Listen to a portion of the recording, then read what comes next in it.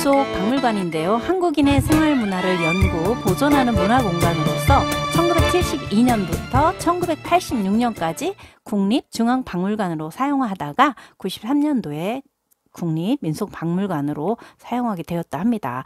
계단을 보면은 청운교, 백운교, 불국사를 닮았죠? 건물 중앙은 법주사 팔상전을 본떠서 디자인했다고 합니다. 네, 우리 일상에서 흔히 볼 수 있는 조기, 명태, 멸치, 조기, 명태, 멸치에 대한 이야기 굉장히 재미있을 것 같습니다. 개구리처럼 울어댄다는 조기, 눈이 커 만리밖을 본다는 명태, 빛나는 은빛 자태 멸치, 사연 많은 K 물고기 조명치를 만나볼게요.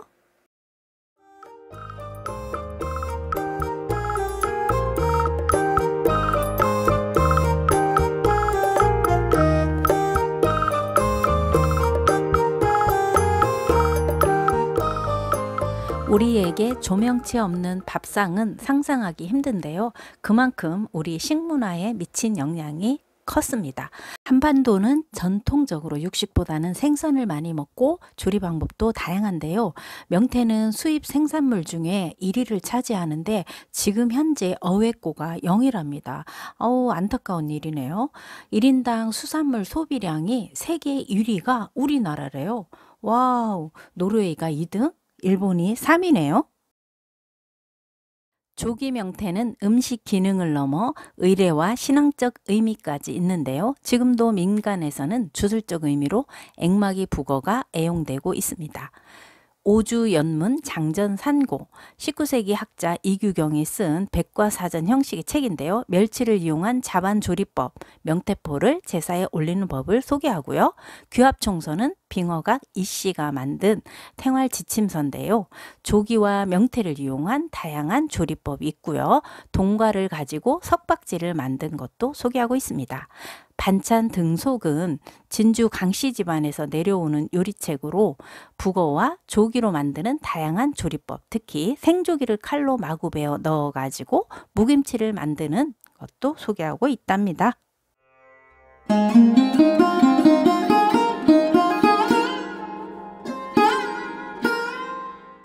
멸치는 매일같이 먹는 김치에 젓갈로 들어가고요. 국물, 인스턴트 식품, 또 포로 만들고요. 예나 지금이나 밥상위의 주인공은 아니지만 가장 영향력 있는 맛의 지휘자라고 할 수 있습니다. 조기 명태는 제사상에 오르는 아주 중요한 제물인데요. 제수용 조기는 어획량이 줄어서 가장 비슷한 침조기, 세네갈 조기, 또 대서양, 가히 석태 등을 수입한다고 합니다.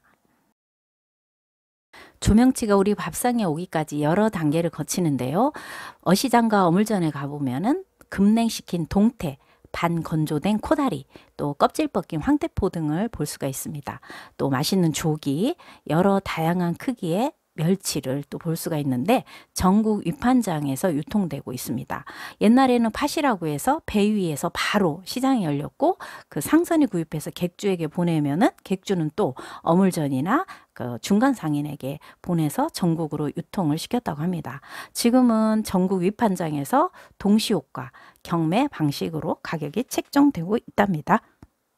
각각 다른 방식으로 말리거나 담가서 유통을 시키는데요. 명태는 알다시피 소금을 뿌리지 않고 깨끗이 씻어서 얼고 녹기를 반복을 하는데 대관령 황태덕장이 유명하죠. 조기는 소금을 뿌려서 꾸덕꾸덕 할 정도로만 말리고 멸치는 배에서 바로 잡아서 삶기를 하는데요. 또 소금을 많이 버무려서 멸치 젓갈로 가공을 해서 씁니다. 옛 문헌에 멸치를 말자어 또는 멸어라고 되어 있답니다.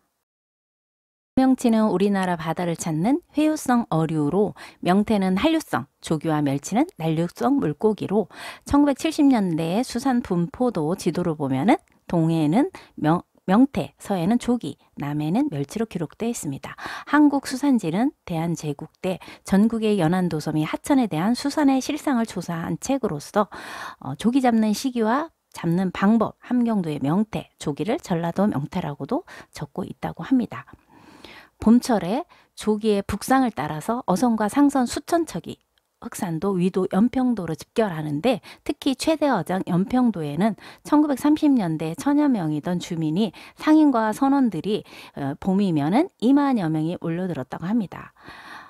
광복 이후에는 이들을 대상으로 식수를 공급해서 돈을 버는 모습 사진이 있고요. 1952년 국어교과서에 우리나라 대표 어업은 조기잡이다라고 소개하고 있습니다. 연평도에는 매년 초 물고기가 많이 잡히기를 기원하는 풍어제가 열리는데요. 임경업 장군의 사당에서 의례를 행합니다. 임경업 장군은 병자호란 때 청나라의 볼모로 간 세자를 구하기 위해서 출병합니다. 물과 부식을 구하기 위해 연평도에 입항을 하는데 물살이 센 바다에 가시나무를 베어 꽂아두었더니 조기가 수도 없이 꽂혀 있었답니다. 이때부터 조기 잡는 법이 전파됐고 주민들은 임 장군을 조기잡이 신으로 사당에 모시게 되었다는 아주 재미있는 이야기가 전해지고 있습니다. 명태잡이 기원설화를 보면은 이유원의 이마필기, 송남잡지에 명천에 태씨가 잡았으니 명태라는 것이 좋겠다라고 하는 기록이 있고요. 최초 공식 기록은 1652년 사홍원에서 승정원에 올린 장계에 있다고 하고요. 명태라고 하는 한자 표기는 감히 명태조 주원장의 묘호와 같아서 문헌에 쓰이지 못하다가 명나라가 멸망하고 나서 자유롭게 쓸 수 있었다고 합니다. 그러고 보니 대구의 구자도 공자의 구와 같아서 유학자들이 상수로 올려서 지금의 대구로 바꿨다는 이야기가 생각나네요. 이렇듯 재미있는 이야기들이 숨어 있고 오랫동안 우리 밥상을 지켰던 조명치. 하지만 점점 바다의 온도가 높아지면서 명태는 없어지고 조기, 멸치도 어획량이 크게 줄어 수입을 통해 소비량을 충당하고 있는 현실입니다. 2008년 공식 어획량 0을 기록한 명태 또한 수입을 통해 소비량을 그대로 유지하고 있는데 그래서인지 2014년도 포스터를 보면은 사례금 50만 원을 줄 테니 동해에 살아있는 명태를 찾는다 하는 것을 우리가 볼 수가 있습니다. 2016년 세계 최초로 명태를 완전 양식 성공했다고 하는데 수백 마리 치어를 방류했지만 사실상 실패하고 말았답니다. 동해는 이미 명태를 받아들일 수 없을 만큼의 바다가 된 것이죠. 점점 기온이 높아지는 지구, 특히 요즘 수산물에 대한 불안한 뉴스를 접하게 됩니다. 과연 우리의 먹거리는 어떻게 지켜야 될까요? 명태 그 기름으로는 또 약용으로도 쓰이지. 비가 내리고